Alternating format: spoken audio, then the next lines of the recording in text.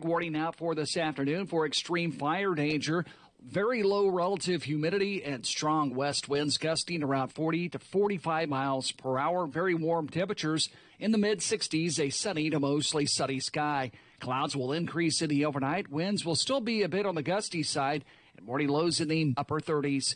That's a forecast on the mighty 1630 KCJJ. Right now it's 58. And it is Wednesday, and it's the noon hour. That means it's time for Senior Talk, which is brought to you by Senior Benefits and the Solon American Legion. And here is your host, Rex Brandstatter. Well, good afternoon, everybody. Welcome on this beautiful February. I said February day out there. It's nice out there. By the way, I would say, everybody, I just blew into the KCJJ studios. I just blew in. Boy, is it windy out there, so just hang on to your car door. Don't let the wind take your car door and wreck it, because that will happen. So just be careful. But it's a great day to get outside. Sun's out, and you can get in out of the wind somewhere and enjoy this warm weather, because it'll head south. We all know that, but we're going to live with it with what we got. What a great day it is to be in Iowa and to be a senior. And truly, it's a great day to be here with you, and a great day to be a senior, of course, because there's no other alternative at some point. Greetings to everyone, and thank you for tuning in here today on Senior Talk. Thanks for taking time out of your busy senior day, and I actually think that this is the perfect time to take a break from your duties and grab a sandwich and an ice cold root beer and join in the fun here on Senior Talk. I will do my very best to bring all kinds of topics and ideas every week that might, keyword might, cover important aspects of being or becoming a senior. It might be somebody who is, that might pertain to someone who's important to you or your family or friends, or maybe to some people in your group, some ideas that you could take back. That's what this is all about. So that's the charge for Senior Talk, and let's see what we can cook up today. And I'll also have a little time for some history today, for sure. So my name is Rex Brandstatter. I'm a 76-year-old real estate broker, and I like to meet seniors, talk with seniors, and work with seniors. It's pretty much what I do. I work with seniors, executors of estates, unfortunately, administrators of estates. When I say work with seniors, I might be talking to you, the senior, but we meet somewhere, whether it's your home or coffee shop or my office, you might have your kids with us. Your kids might be in their 50s or 60s. It makes no difference because we all kind of sit down and talk your issues, your challenges, your hopes for the future on your housing as seniors. So that's the story.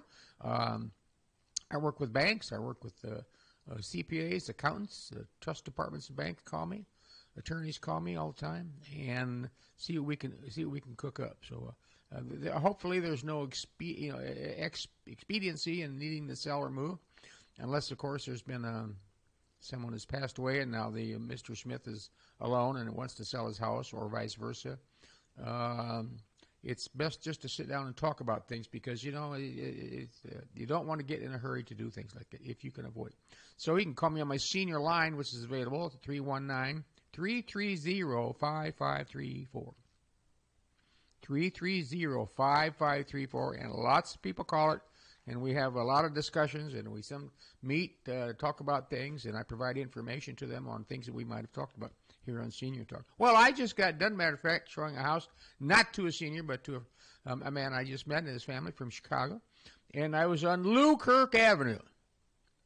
And he said to me, "Gee, I wonder what Lou Kirk means." Well, I'm going to tell you, I told him. He had no idea being from out of town, being from Chicago. Lou Kirk is Lukirk. So raise your hand if you know what Lou Kirk means and who it might represent. I see a few hands, and I see a few of you looking the other way, like so hoping the teacher doesn't call on you. Well, Lou Kirk is this. LU stands for Lucas. Governor Lucas, who was Iowa's first territorial governor, appointed by the President of the United States in 1838. And Kirk stands for Samuel Kirkwood. Samuel Kirkwood was the Iowa governor during the Civil War. He was Iowa State Senator from Coralville, by the way. And he was also the brother-in-law of Ezekiel Clark, who was the first man who, along with the Iowa State Manufacturing Company, owned the Coralville Dam down there. They put a grist mill in on it. So Lou Kirk is I want to say a contraction. Is that the word we had to learn in high school? Lou Kirk, Lucas, and Kirk. And Kirkman's Samuel Kirkwood was, think Kirkwood Avenue, think Kirkwood Elementary, think Kirkwood Community College. That's the guy's name. And his house is still down there on Kirkwood Avenue.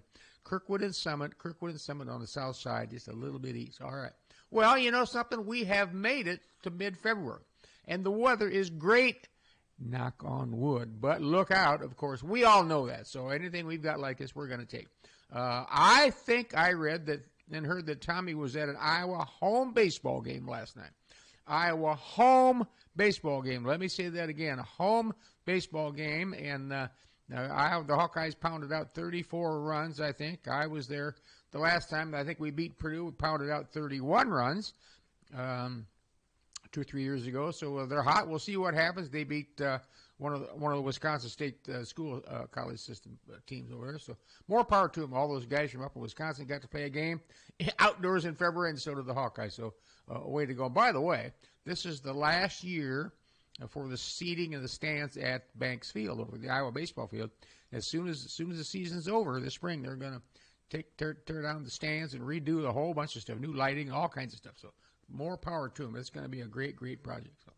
Well, such sad news regarding that young man named Parker Sutherland over at City High. City High grad just this last spring, and he played sports, including he was on the 2025 last year Iowa High School boys baseball championship, which City High won, and he had some sort of he's attending UNI, and he had some sort of a fatal health issue at age 18 or 19, whatever he is. So sad.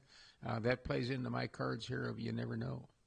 Do all you can while you can, which we'll talk about. So my heart goes out to the family of Parker Sutherland, and, of course, to Parker himself, who had no clue that he would no longer be with us. So sad. I'm assuming that the doctors will figure out what happened to him, and maybe Parker's issues were going to help save someone else if they figure out what happened to him at such a young age. Wow. This same type of thing happened to one of my classmates in our sophomore year, so it would have been the fall of 1964. We had a girl who had ended up being a heart attack at Iowa City High School, at City Hall, and we read her name every time when we have a reunion, and it was too bad. We really didn't know.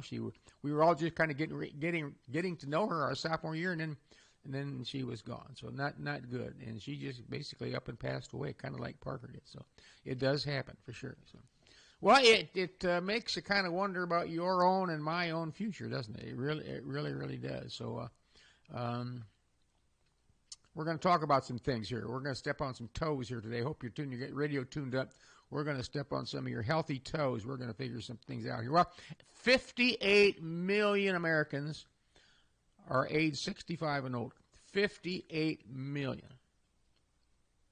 That's lots of seniors running around. 1 in 5. So 20% of that, what's 2 times 6? So 12 or 13 million, 14 million ish have chronic health issues, whatever those may be. So let's just call it 15 million. 15 million people have some sort of health issues. That's to keep doctors and hospitals and pharmacies in business for sure. So fastest growing age group. What's the fastest growing age group in the United States? 85 and plus. That's the fastest growing health. Now, why, Rex? Why would that be the fastest growing? Well, I would say everything you read, everything you see on TV, everything your doctor tells you, everything you read about health, I think I'm going to attribute it to better diets, better exercise, less smoking, which is way down, by the way, and I think better personal acknowledgement of health causes and issues. I think you know that if you do this or that extended period of time, smoke, and stuff like that, extended period of time, it's not gonna work out for you. It's just going to cause all kinds of trouble. So the fastest growing age group is 85 and older, and I think it's a result of better diets, better exercise, less smoking, better personal acknowledgement. In other words, more people know, like, yeah, we really should be exercising or walking or biking or hiking, and maybe we should not eat 2 sandwiches. Let's have 1. That's it. All right. 3.6 of that 58 million are in a nursing home. So that's less than I expected. Less. And, of course, nobody wants to go there. Some people don't have a choice in life, depending on their health, but 3.6. The polls say that I was reading, these senior polls, people are happier, most people, keyword most people are happier after age 50. Wow. The family is raised, possibly a long, rewarding career, and a stable lifestyle, and kind of maybe by the time you're 50 or 50 after age 50, maybe you got all your ducks so you think when you go to bed at night, what could go wrong? Well, we all know what could go wrong. Anything, for God's sake, could go wrong, for sure. But polls say that most people are happier after age 50. No more stress of maybe worrying about your mortgage. No more stress of 2 car payments. You get those paid off, that type of thing. Which finances cause lots of stress, ladies and gentlemen. Finances and money cause lots and lots of stress in people. That is a fact. And in families, that is a fact. Seniors must do this. Seniors must adapt to stress, whether it's a personal stress for some reason, or family, or health, or financial. Well, we need to adapt. And trust me, therein lies part of the problem with seniors is a lot of us cannot adapt to things. That would be called like roll with the punches. And some people cannot roll with certain punches. Some people don't want to, and some people can. But we have to try to, because what are we trying to do? We're trying to keep with we all know as seniors that your blood pressure is so very important. And so the more stress you have, the higher the blood pressure, the more it works on your veins and A to Z. They've connected all the dots. The average American like you and me, we don't want to listen to all that stuff. Eat more kale, eat more vegetables. We'd rather have a piece of fried chicken. I understand that. So that's kind of stress. Look for inflammation that could be caused by health issues. That would be your blood pressure and different things like that, breaking out of the skin. And I'm certainly not a doctor. I look at myself in the mirror every morning and go, how in the hell did I get this old? Is that me? That type of thing. So I'm right there with you, So stress is so hard. And metabolism, we all have changes in our metabolism. Basically, it means this. We can't eat as much as we used to. Boy, bring me that another helping, another serving. We don't need it because at our older age, we don't have the exercise to offset the intake, so to speak. You follow me? We don't have the exercise to offset the intake. So therefore, if you're not eating less, consider eating less. I'm not going to tell you what to do, but just consider for sure. But the metabolism slows down.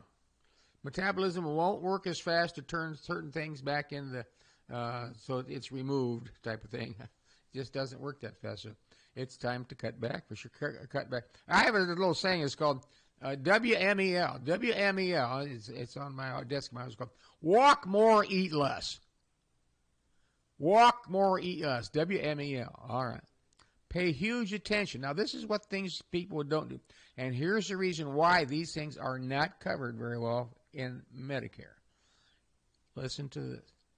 Pay huge attention to vision and hearing issues. Vision and hearing and dental issues. Vision, hearing, and dental. Well, yeah, I'm going to say that. I'm going to make a guess. 99% of the seniors, you'll march down and get an eye checkup. Anything with your eyes, boy, you want to take care of that. A hearing checkup. If I stopped the bus, I had 100 people on the bus, and I stopped in front of an eye doctor, I'll bet 99 or more would get off of that bus to go have an eye checkup.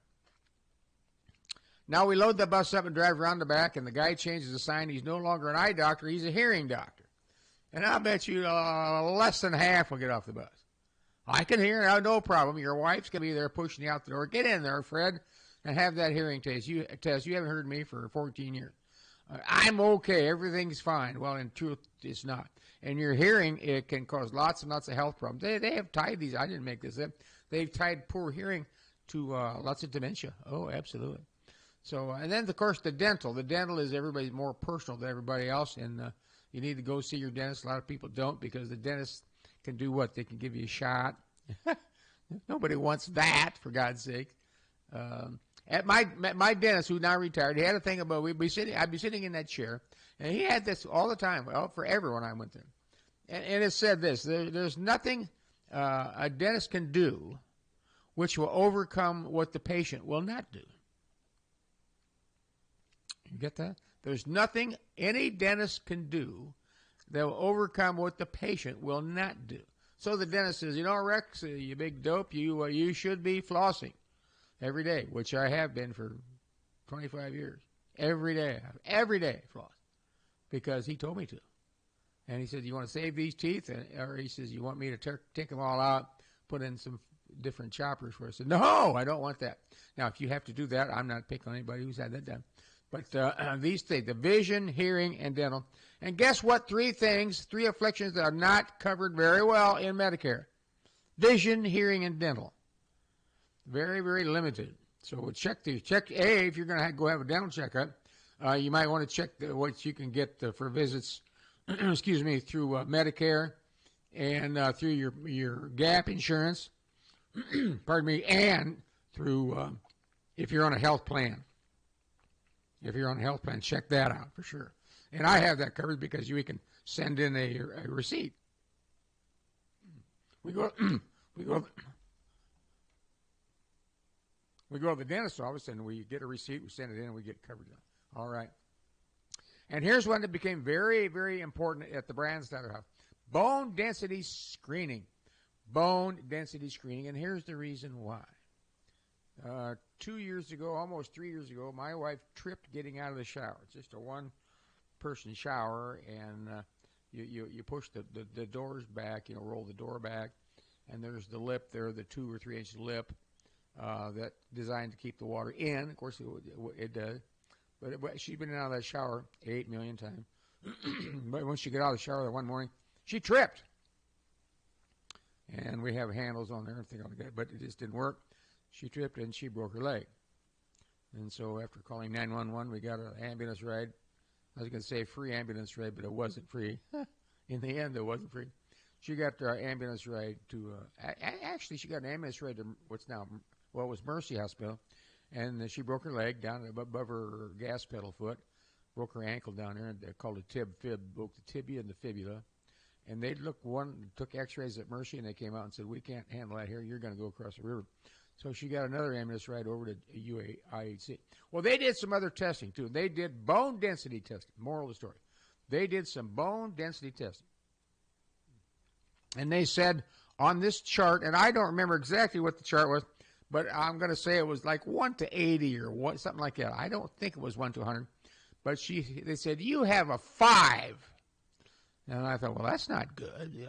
That doesn't sound good at all.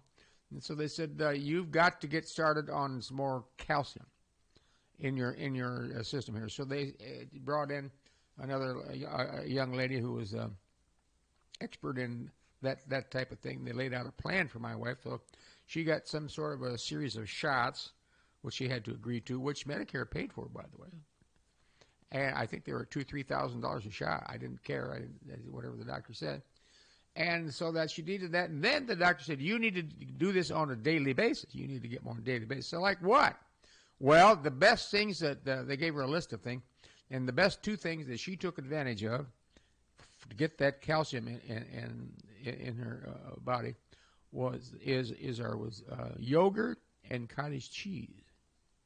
So she, to this day, eats yogurt every day, a little cup of yogurt thing, and we buy all different. She buys all different kinds, or I buy it for her, different kinds, different flavors, so I didn't get bored to death with it. And some cottage cheese. She does not eat that every day, but it's in her weekly diet 3 times, I would say. So she went back for the test about 6 months later, and then a year later, and she was up to like a 72 or something like that. And the lady at the hospital, same lady, got eyes about big as 50-cent pieces, if you remember what those are. And she said, this is outstanding. This is just great. This is the result of that shots you took and of your recommended use of yogurt and calcium. Good for you. So I'm saying if it was good for my wife because her bone density was low, the next time you go have a physical, you might ask your doc if they would do a bone density scan. And I don't know what facilities it takes, or who or does or doesn't do it, but you might want to consider that because low bone density is just what it causes breaks when you fall down. So, all right, speaking of that, I was at the last time I had my physical in the fall. The doctor said, have you had a shingle shot? And I said, no. I said, as a matter of fact, I haven't. I wasn't planning on it, but I said, I do know 3 or 4 people who've had shingle. A friend of ours, his wife, got it on her eyelids. Breakout on her eyelids. And that wasn't good. That was painful. Another friend of ours, he got it on his old fanny. He couldn't hardly drive a car, couldn't walk around, couldn't sit down. That wasn't good. So I was at Hy-Vee one day, and I said, do you give shingle shots? Yes. Now, it's a 2-shot series. And so I had one, I think, after Christmas. I didn't want to ruin Christmas for myself, so I think that's when it was, I think. And then I just had one. You have to wait a month and a half, couple months before you get the other one. I went back last week. I said, gee, I'll go back and get a shot. So I've had the shingle shots. And it's not 100% fail-safe. We all know that. But I feel better. I've seen so many reports on shingles and how nasty it is, so for sure. But the number one goal for seniors is to be physically active. That should be your number one goal as far as your health. It helps the muscles and your brain and your bones. Be physically active, all right? Doctors consistently, and I'm not making this stuff, but doctors are consistently recommending blueberries for brain health and bananas for potassium and energy. So there you go. I do my best to take that stuff. It's hard to find them in the winter, except for this. Even the blueberries, you can buy them frozen in a bag and thaw them out. They're a real deal. So you can eat them year round. All right. What are the secrets to longevity? I say for longevity, if you got a weak heart, don't watch Iowa basketball. My dad wouldn't watch because he had a heart attack at one point. The doctor said you might not want to watch some sports if you get all worked up. And he said, well, my dad said, well, I get all worked up when Iowa plays. The guy said, well, then don't watch it. So sometimes I watch, sometimes I don't, because I haven't, knock on wood, I haven't had issues yet, but I don't want to have them because of that. So secrets to a healthy longevity, according to the studies I read: regular exercise, go figure, walking, swimming, aerobics, water aerobics, anything you can do, walking, hiking, biking, kayaking, canoeing, anything like that, aerobics, swimming aerobics, anything like that, that's good. Healthy diet, and I hope that includes ice cream a couple times a week. You suppose that does? Well, at age 76, I don't care. I'm going to have ice cream a couple times a week. Adequate sleep. As seniors, we seem to go to sleep earlier. My wife would say, Rex, 6:30 on the couch, and and get up earlier. I suppose part of that's true. I don't admit to falling asleep earlier, but I suppose I do. But I do get up earlier than most people for sure. So no smoking because it causes so many health issues. They've just tied so many bad things to smoking that if you're still smoking, you really might want to consider stopping. I don't know what the recovery rate is. You've already damaged yourself if you smoke for very long. But stop, for God's sake. Manage your stress. And I would say, how? I would say one thing, if watching an Iowa game or your favorite team play bothers you, and they seem to play right up to the end every time, you have to scream and yell and holler, or maybe you don't watch it. That's something I can think of. They want you to keep active socially. Well, that makes sense. Daily. Keep your mind engaged. These things all sound so easy, don't they? All right, mind engaged, crossword puzzles. You know, my wife started doing crossword puzzles, and I walk by. She'd be at a stopping point. I can't find it. I'd walk by, and anybody who walks past a crossword puzzle, you know what happened. Immediately find 3. You go, you big dummy, why come you couldn't find those? And my wife been looking at it for 3 hours. Had to find a piece for an hour. That's just what it is. So all those things that you could do, physical activities, swimming, hiking, biking, rowing, soft weights, daily stretching. I'll tell you something, folks. If you want to do some easy stretching, there are lots and lots of things. Go online, look up easy stretching for seniors. You'll see some things you can do. One of the things that I've been doing for a long time is I just take my hands and I squeeze my hands together and I pinch all my fingers up against my thumb, up and down, and then push down, push up and down. Anything. That sounds so lightweight, but it's activate your hands and stretching your legs, your arms above your head and behind your back. Whatever helps, and when we're seniors, whatever helps, every little bit might help. I'm no doctor, might help. So how do you know when you're going downhill? There's an official term. Seniors don't want to hear, how do you know when you're going downhill? Mobility issues. Maybe you're just playing too heavy and you can't get around. Maybe you've got leg problems, foot problems, back problems. Everybody's got back problems. So maybe a weight loss is in the future, poor hygiene type of thing. That's when you're going down. Memory or cognitive issues. We all know that confusion, poor choices of words, or behavior changes. Now, your spouse, if you're married, they will notice this quicker than anybody else. If you live by yourself, nobody will notice if they don't see you for neglecting daily routines is one thing. Eating and not eating correctly, not sleeping, piles of bookwork at your home because Bob brings in the mail, but he doesn't pay attention to the light bill or the gas bill or the bill from this, the bill from that. That's a sign of heading south, ladies and gentlemen. So if you go to your dad's place or your mom's house, and there's a pile of bills there and letters and hasn't been opened, a good chance that the cause of stress when they do that, they don't want to face it. Mom doesn't want to face all that stuff, doesn't want to answer those things, or can't understand what she's been giving money to this group, and now that group sent her 4 different invitations, and she doesn't want to do it.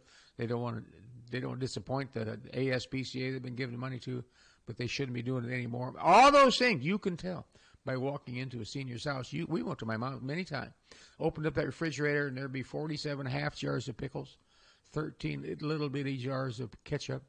It made no sense. And we got her signed up for Meals on Wheels, by the way.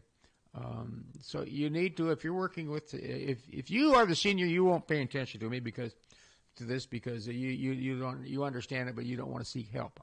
That's one of the problems. If you are the power of attorney, you're a confidant of a senior, you're the son, the daughter of a senior, or you're the niece or the nephew, and you check on them all the time. Start looking. Just see what you see when you walk in the house. Just see what you see. Are they dressed appropriately? Is the house an absolute ramshackle? Is there mail? Is the refrigerator overrun or nothing in the refrigerator? If it's abnormal, then we're talking a visit to the doc, that's for sure. And my wife tells me that I qualify for all of the above. She told me that. I don't think so. She's just kind of giving me a bad time. I think I'm doing pretty good for myself. All right. We as seniors, we obviously need to pay attention to our own health and our own safety issues. Exercise, stay involved in stress-free activities, meet and talk to friends, people, walk, swim. And in the summer, you can get out there and bike and kayak, and sometimes just go sit in the sun because the sun provides us with a lot of vitamin E, things like that. Well, it sure sounds easy, doesn't it? It sounds absolutely easy. You can walk or swim or sleep more, eat less, no smoking, stay active. It can be a real challenge. It can be a real challenge. Now, in the past 2 weeks, I have 2 friends, one man, one woman, one in the 70s, one in the 80s. Both have experienced heart issues. Unbeknownst to them, heart issues. So they have the telltale signs of a tightness or this or that, and they go to the doctor, and the doctor runs a bunch of tests and can't find anything. And finally, they do a stress test type of thing, and you go, holy mackerel, Andy, you've got a blockage. And in both cases, these people, friends of ours, man and woman, they both have a blockage. So one of them had a surgery and had a bypass deal put in, and now he's on the road to recovery with probably new diet, new exercise plan, I hope, or whatever. And the other person is contemplating, at doctor's orders, is on light duty, and the doctors are contemplating what they can best do to help.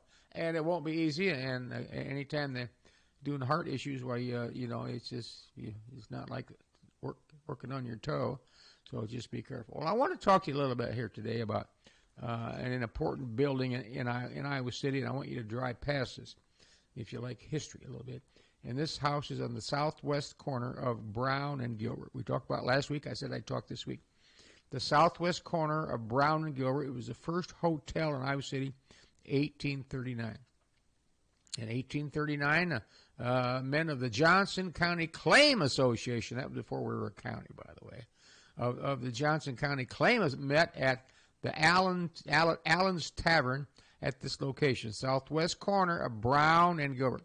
They marched a mile north of the city, meaning Old Capitol, to the spot where a man named Crawford had already built a log cabin on the land, on the land claim of a guy named Sturgis. So a guy named Sturgis, William Sturgis, had claimed this land, and this Crawford guy built a cabin up there. So these local, what do they call them back then? Put together the committee, the lynch mob, so to speak, I guess. They were these people in the crowd. They were grim and determined when they arrived at the Crawford log cabin. It was a very well built cabin, had clapboard roof, but Crawford was inside getting ready for anything that could happen. Well, the men that went up there surrounded the cabin and then called for a parley. And the trespasser, the guy who was the trespasser, Crawford, built on somebody else's claim. He was asked if he was willing to go peacefully to abandon the place and on the claim, and he refused to leave. And he warned them, "Don't even think about touching me." So at that point, the Sturgis guy who owned the cabin, owned the claim, he offered to pay Crawford for the work he had done and on the cabin, and to get off the property. Then the cabin said, "No, I bet you," he said, "up yours." I'm just thinking, I'm sure he didn't say that, Rick. Way to go. So without a moment's delay, the men began to tear the cabin down. This is on the southwest corner of Brown and Gilbert Street. Without a moment's delay, the men began to tear the cabin down. They finished in 15 minutes. They tore it down. Crawford was left standing in amazement at the center of the space once occupied by his cabin. Unfortunately, this did not end the difficulty, and shortly afterward, the members were summoned to meet again. Crawford rebuilt the house and moved in with his family. The members arranged to take Walter Butler. Now, he owned Butler Hotel. What else is Butler famous for?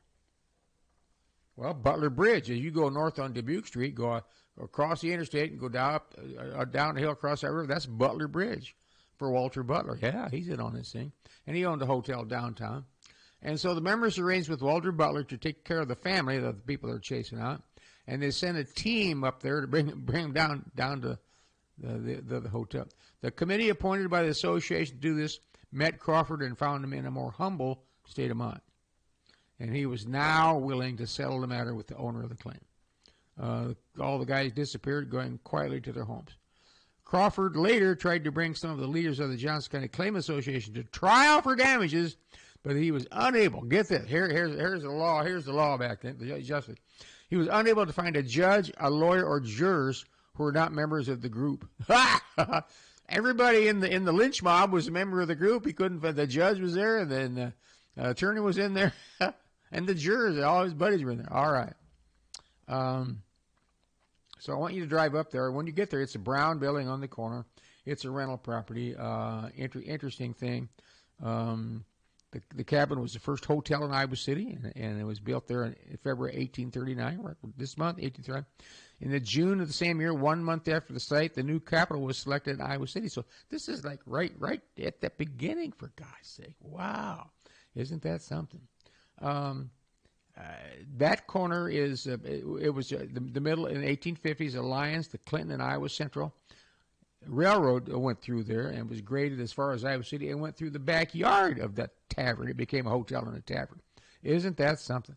Absolutely interesting. Now, they tell me that inside that house, I've not been in it, I have stopped and walked around the sidewalk there to get an angle, get a shot at all sides. You could tell it's older than the hills. It looks older than the hills. But inside there were two. They ended up building two cabins, and then they connected between them. But on the outside walls in the basement, lower level we'll call it, it wouldn't be a whole basement. They'd dig it out. They probably have what they call furred out over it, but they still have the rounded half logs because it was a log cabin. Isn't that something? Right here in Iowa City, you can go up there and see that. So why don't you do that? Why don't you just do that? Got some more things I want to tell you about that north end of Iowa City. It's got a lot going for it up there. But before we go, I want to ask you this. Do you know where the abstract to your home is? Do you know where the abstract to your duplex is? Well, Rex, I think the bank has it. Well, I'm telling you right now, the bank 99% does not have it. So you can give me a call on my senior line, 330-5534. We'll try to figure out whether you're moving or not. We should at least find out where it is. If you find it at a local title company, we'll leave it there. If we find it in your attorney's office, good chance I would recommend you take that down to a title company so they have it. That's the best way. Nobody wants these things. Do you know where all your insurance papers are? Your life insurance, your house insurance, your car insurance. Can you put your hands on all the papers for your stocks and your bonds and your IRA accounts? Where is the title to your car, your boat, or your motorcycle? Do you know where all these things are? Can you put your, well, yeah, I think they're back in, you said the word think. That's not the right answer. Rex, I think I've got about, you used the word think. You can't do that. Do you own a cemetery lot? Why not? Do you have an updated will? Why not? Do you have a durable power of attorney for your adult son or family or your wife or your husband? Do you have a list of your bank account numbers? Do you have a Social Security card, the original Social Security card? If not, go get one. Lots and lots of things that you could do. If you think you don't have anything to do, you call me and I'll give you 1,000,001 things to do. Can you put if you're divorced, can you put your hands on your divorce decree? Folks, there's a million things we could, as seniors, we can do to get busy. We'll keep talking about that. That's what we do. And I can't tell you how fast this time goes. It just can't be possible. But it is. Have you taken pictures of your house on the inside? Have you walked this? It's a little early for spring. My observation is don't be out there raking up the yard and the leaves yet, because those plants are there. They depend on the mulch and those leaves to be there while it's so darn cold. All right. Well, you know, the greatest secret in life is this: is we never know how long we're going to be here, and I mean be here with health and the ability to live our own preferred lifestyle, and not one based on a stroke or a new disability, an accident, or a dementia, and things like that. Knowing this, I suggest that you do all you can while you can. All you can while you can. Walking, reading, swimming, running, crossword puzzle, whatever it is you enjoy, do it. Because this is my new motto for after the late couple months, is too late may come too soon. We were just planning to go on a hiking session to get some bikes or go on a walking thing, and guess what? Now I wrecked my foot. I fell down and broke my ankle. Well, too late came too soon. Now you can't do that. So that's the story, ladies and gentlemen. It's always my pleasure to be here on Senior Talk. Feel free to call me, 319-330-5534. 330-5534. We've got the Friday night fish fry season. I'm not Catholic, so you guys can call it Lenten season, I guess. It's a Friday night fish fry season for me. So those groups, whoever's putting it on, they need your support. So go there, and if it costs you $15, put a $20 bill in there. Help these groups that give back to our communities for sure. And as always, my personal salute to all those who have served our country, and to all those who are serving today as we speak. So guys like me can sit here on the radio and just say basically whatever we want to say. That's the beauty of being the United States of America. So my salute to all of you veterans. Thank you for listening to Senior Talk. It's a great day to get out there. Don't blow away. Hang on to everything and take care. And keep your thumbs up for the Hawkeyes. They're coming into a final stretch here. A lot depending on every game. So this is Rex Brandstatter saying thanks for listening to Senior Talk. We'll see you next time. So long.